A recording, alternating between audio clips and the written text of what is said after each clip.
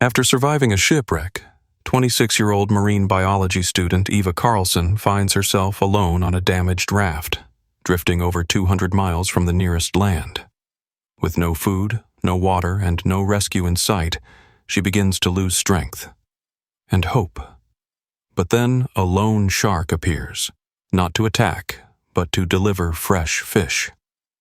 Over the next days, it returns again and again, keeping her alive in total silence.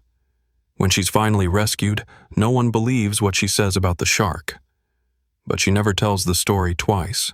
Eva Carlson had always believed that the sea was more alive than land. It breathed differently, moved differently. It had moods, rhythms, and consequences that didn't care who you were.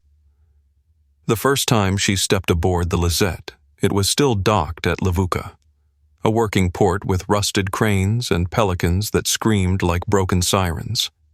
She remembered the chipped red paint on the hull, the way the deck flexed slightly under her weight, and the greasy handshake of Captain Dom Reyes. He was in his 50s, weathered like driftwood, and didn't talk much. The kind of man who made you earn his words. Eva had joined the crew as part of an independent study. She wasn't a tourist. She wasn't tagging dolphins for fun. She was trying to build a long-term data set on pelagic drift dynamics, the slow, often invisible movements of trash and sargassum across warm water gyres. She had a research grant, a waterproof notebook, and too much confidence for someone who had only been out at sea once before, for 2 days, on a coastal survey near Monterey. This was different. This was open water, no shoreline, no radio towers, just the steel heartbeat of the Lizette, and 5 people who didn't ask questions unless they had to. They left Levuka on a Monday morning.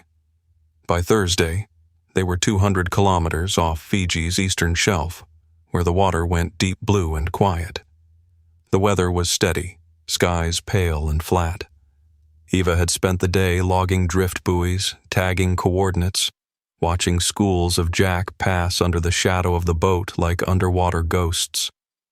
The last thing she remembered clearly was the sound. It wasn't thunder. Not exactly. More like pressure, like air being pulled out of a room. A second later, the sky cracked open with wind. Then the sea rose up so violently it didn't look like water anymore. It looked like a wall of moving glass. Captain Dom yelled something. She never caught what. The deck went sideways. Her legs went out from under her. The horizon snapped into the sky, and something hard struck the side of her head. Then, cold, black, silence. When Eva came to, she was choking on seawater. It was night. Everything was wet and dark. She was clinging to what remained of the auxiliary raft, a flat, single-chamber platform, half-inflated, jammed with torn netting and a broken oar. No lights, no sounds, just water, everywhere. The Lizette was gone. She called out, hoarse, weak, screaming into nothing. No answer. She kept screaming until her throat tore. Then she stopped. By morning, the sun came up like a punishment. It didn't rise, it slammed into her. The salt in her eyes, on her skin, in her clothes. It made everything burn. Her wetsuit was still on from the previous night's dive, but the zipper was stuck. Her arms ached. Her lips had already cracked. She didn't know how far she'd drifted, only that the ocean was pulling her west, slow but steady. The currents felt like a hand that never let go. Her backpack had somehow stayed clipped to the raft. Inside were 2 energy bars, a small bottle of desalinated water, a satellite phone, waterlogged, dead, and her research logbook. She stared at it for a long time, then used it to block the sun from her face. By the end of day 2, she'd rationed out the bars into 4 pieces and drank half the bottle. Her voice was nearly gone. Her skin, even under the suit, was peeling. Her body felt hollow, and she hadn't seen a single ship, not a plane, not a cloud, nothing but water. She tried to stay rational, counted seconds, repeated coordinates, tried to remember everything she knew about oceanic drift zones. She was in the Central Pacific now, somewhere southeast of Wallace and Futuna. Maybe, but without gear, without radio, she could have been drifting anywhere within a 300-mile arc. That night, the wind died completely. The ocean became a mirror, flat and black, reflecting stars so clearly they looked like they were under her, not above. And that's when she saw it. A slow, crescent-shaped ripple in the water, cutting gently, smoothly. Not fast, not hunting, just moving. She froze, her breath caught in her throat. She gripped the broken oar tight. The shape disappeared. She didn't sleep that night. By day 3, Eva's world had shrunk to 3 things: the heat above her, the salt around her, and the ache inside her. There were no clouds, no birds, just the sun.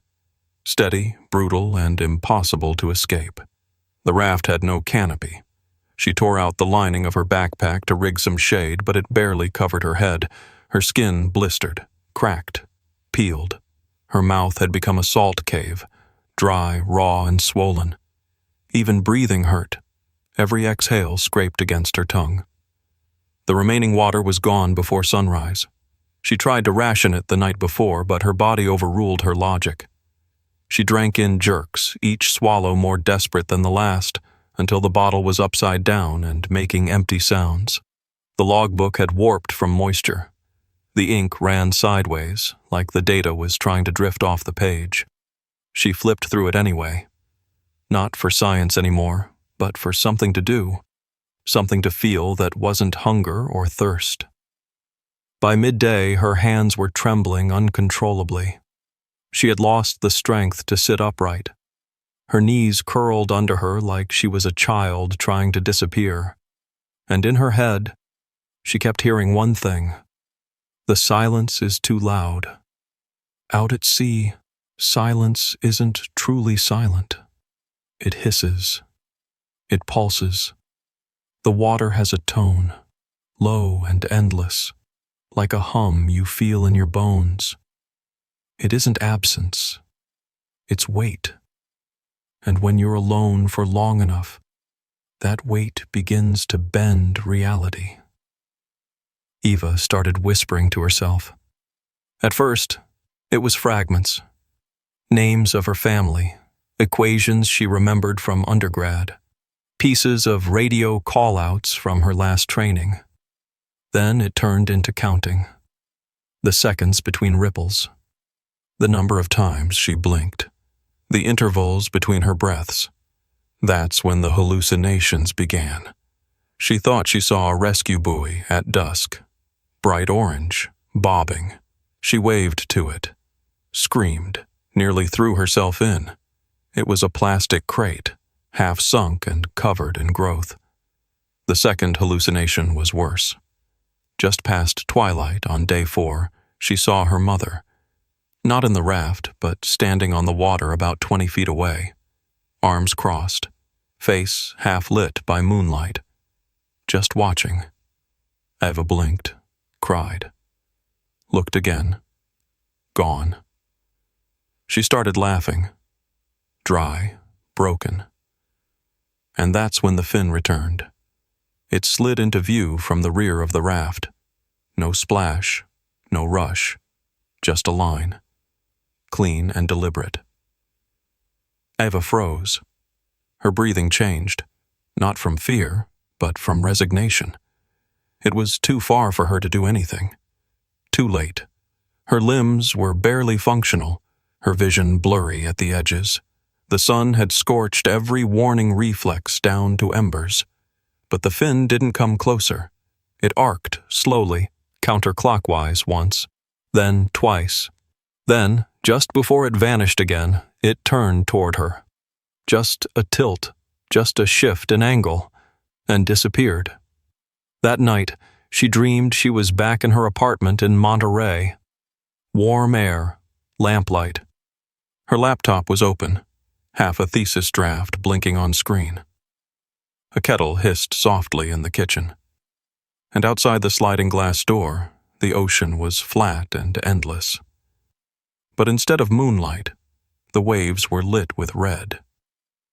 When she woke up, her lips were bleeding from how hard she'd been biting them. The morning of day 5 started with wind, not strong, but enough to move the air again, enough to stir the salt crust from her skin and make her eyes water. Her fingers had begun to swell, and her wrists ached from the way she gripped the side of the raft while she slept. She pulled herself upright, inch by inch, fighting every cramp. Her body was skeletal now, joints visible, ribs pressing hard against the neoprene. She hated the wetsuit. It trapped the heat. She tried to peel the upper half down, but didn't have the strength to pull it past her elbows. She looked out over the water, flat, empty. Nothing. Then she turned and saw the fin again. Same spot, same speed. Only this time, it wasn't alone. There was something in its mouth. She blinked once, twice. It was a fish, a silver one, big, unbitten, intact, held delicately by the head. The shark didn't thrash, didn't circle fast. It swam straight toward the raft, holding the fish like an offering. Eva stared in disbelief. The shark came within 5 feet, slowed, and then released. The fish drifted, upright, for a moment, then slowly sank. Eva snapped. She lunged. She barely caught it. The fins brushed her fingertips. She pulled it onto the raft, shaking, sobbing. It was fresh, cold, not a trace of decay. The shark circled once more, then vanished into the deep. Eva didn't question it. She just tore the fish open with her nails and teeth. Clumsy, savage, primal. And for the first time in days, she felt full. By the time the second fish came, Eva had stopped thinking in days. She was measuring time in sunrises now. Brief windows between night hallucinations and the scorching haze of daylight.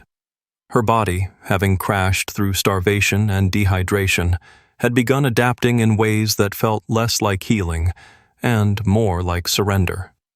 She no longer craved water, only movement, only something to do. Her skin was burned raw in places, and her lips were a stitched seam of salt and blood. But she was alive, barely. And then the shark came back. It arrived just after the morning light crept across the eastern swells, slicing the water in thin horizontal lines. She saw the fin break the surface again. Same slow arc, same depth. No urgency. No change in pace. But this time, it approached from the right side of the raft. And again, in its mouth, a fish. Smaller than the first. Silvery, still glistening. The shark swam in, smooth as clockwork, released the fish about 6 feet away, then peeled off into a wide spiral. Eva didn't hesitate. She dove in. The water was colder than she remembered. Her limbs barely responded. Stiff, rubbery, slow. But the fish was sinking, and something in her wouldn't let it go. She caught it by the tail. By the time she pulled herself back onto the raft, her vision was gone in one eye. Burned from the salt, or maybe the strain. She didn't care. She tore into the fish with her nails again, biting past the skin, swallowing without chewing. She ate all of it, even the bones. That night, she stayed awake. Not out of fear, out of waiting. She lay there with her head propped on a coil of netting, staring at the black ocean, one hand trailing over the edge of the raft. She wanted to see it again. She wanted to know if it was real, if she was hallucinating, or if something had changed in the water. When morning came, the third fish was already there. It was floating beside the raft, no shark in sight. No fin, no motion. Just a fish, clean, fresh, delivered. Eva blinked hard, sat up, reached over and pulled it in. That time, she didn't devour it. She studied it. She turned it over in her hands, ran her fingers along the gills. There was no bite mark, no tear. The fish hadn't been killed in a frenzy. It had been caught, crushed just behind the skull, like a trained predator would dispatch it cleanly. She didn't know how to process that. Over the next 3 mornings, it continued. The shark would appear, never fast, never closer than 5 or 6 feet, always approaching from the right side, always releasing a fish near the raft, then vanishing. Sometimes she would see its tail flick beneath the water, wide, muscular, deliberate. She stopped fearing it. That was the strangest part. By the end of the first week, she was waiting for it like someone waits for a bus, watching the horizon, listening for the smallest disruption in the swells, and when it came, when she saw that dull gray triangle break the surface, she felt something close to relief.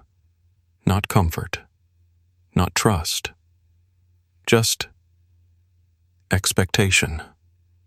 She began to speak to it, not out loud at first, but in her head. "Thank you. Please come back. I don't know what you are, but you're the reason I'm still breathing." Then, one night, she whispered it aloud. "Why are you helping me?" The sea gave no answer, but the next morning, there were 2 fish. By then, Eva's body had changed. Her arms were leaner, more angular. Her fingers trembled less. The light no longer hurt her eyes. She was still severely dehydrated, still burning from the inside out, but her instincts had sharpened. She began using the fish guts to bait lines, fashioning crude hooks from zippers and bits of broken gear. It didn't always work, but it gave her a sense of control again. Still, the shark always arrived first, never aggressive, never abrupt. Sometimes she would see it from below, the shape of it, backlit by the sun through the water. Other times it would appear silently, like a ghost. Always alone, always direct. She wondered what it wanted. She tried remembering what she knew of shark behavior. Dominance displays, territory patterns, aggression triggers. Nothing matched. This wasn't mimicry. It wasn't opportunism. It was a pattern, and it was getting stronger. On the 10th sunrise, the shark didn't drop the fish immediately.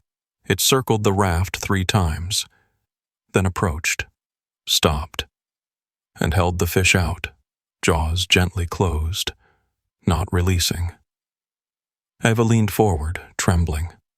The water around them shimmered with refracted light, and she could see the fish twitching, still alive. She whispered again. "Okay, I see you."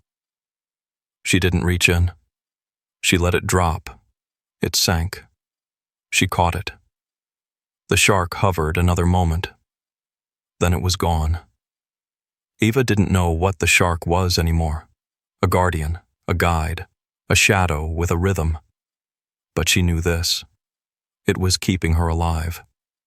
And she didn't know why. Eva had lost count of the days by the time the sky changed. The sun, which had ruled her waking world like a tyrant, was finally dimmed.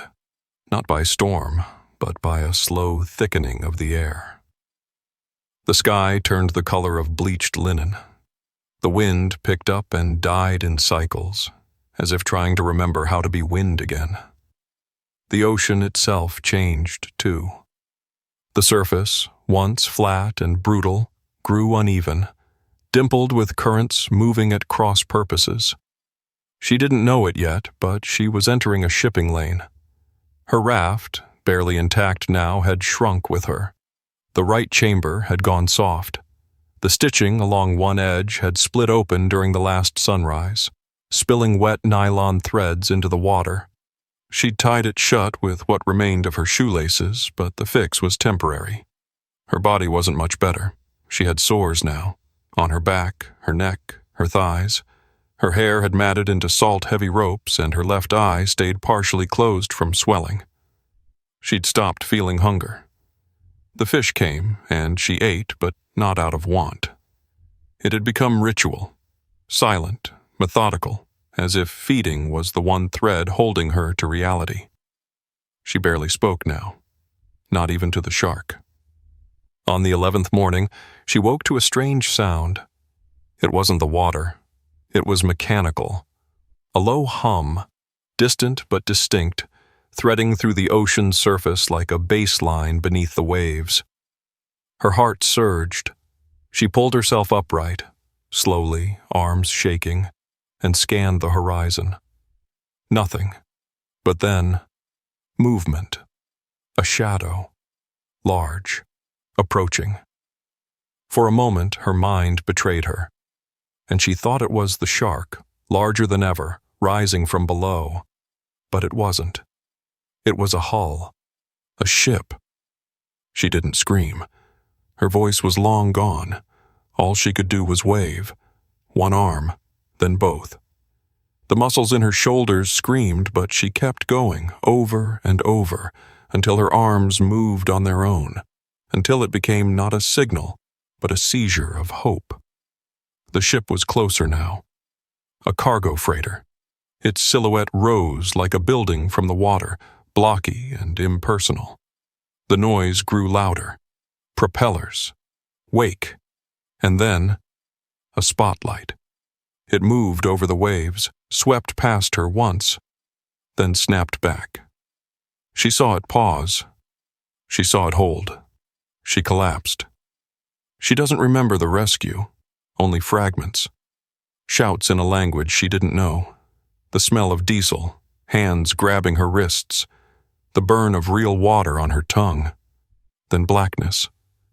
But she remembered the moment before it, because just before the spotlight found her raft, she had looked down into the water one last time, and the shark was there, directly beneath her, still, watching. It didn't surface. It didn't deliver a fish. It just hovered in the deep, eyes fixed upward, still as stone. They locked eyes. She blinked, and when she looked again, it was gone. They flew her to Honiara by helicopter. She weighed 91 pounds. Her kidneys were failing. Her blood pressure was barely detectable. She was in the early stages of septicemia from a thigh wound she didn't even realize she had, but she survived. When the doctors asked how she lasted so long, she told them about the fish. When they asked where they came from, she hesitated. And when they asked about the shark, she said only, "It didn't hunt me." A few of them laughed. One suggested hallucination. Another said post-trauma delusion. They wrote it off in the reports as subjective marine exposure response. But she knew what she'd seen. She remembered the weight of its gaze. She remembered the rhythm of its visits.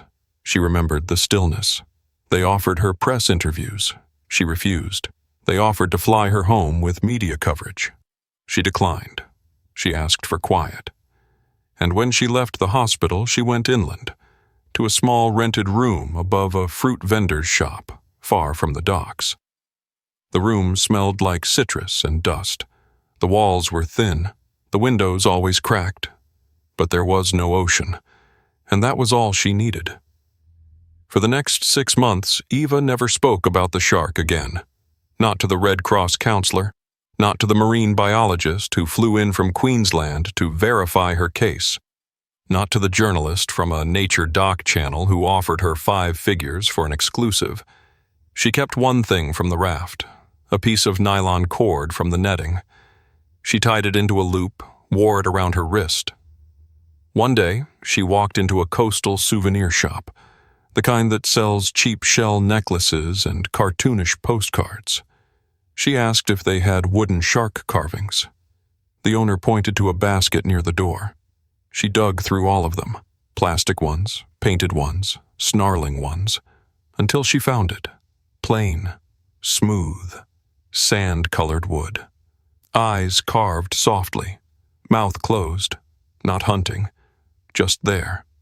She bought it, took it home, set it facing left, and never touched it again.